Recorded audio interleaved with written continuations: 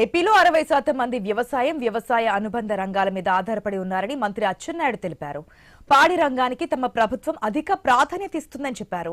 Vijayawada rural మండలం నిడమనూరులో ఉచిత పశు ఆరోగ్య శిబిరాల కార్యక్రమాన్ని ప్రారంభించారు. ఈ పశు ఆరోగ్య శిబిరాల ద్వారా 12 రోజుల పాటు పశు వైద్య చికిత్సలు, నట్టల నివారణ మందుల పంపిణీ, గర్భకోశ వ్యాధులకు చికిత్స, పశు వ్యాధి నిర్ధారణ పరీక్షలు, వ్యాధి నిరోధక టీకాలపై అవగాహన సదస్సులు నిర్వహించనున్నారు.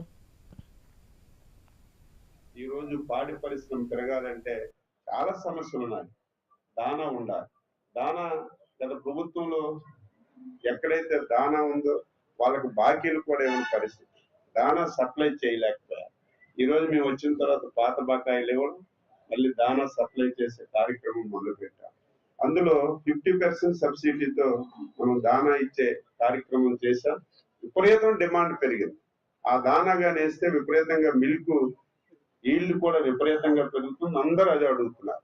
మళ్ళీ దాన్ని ముఖ్యమంత్రి గారి దృష్టిలో పెట్టి అదనంగా నిధులు తెచ్చి మళ్ళీ 50% సబ్సిడీతో దానా ఇచ్చే కార్యక్రమం చేస్తున్నారు. రాజధాని రైతులకు ఈ లాటరీ ద్వారా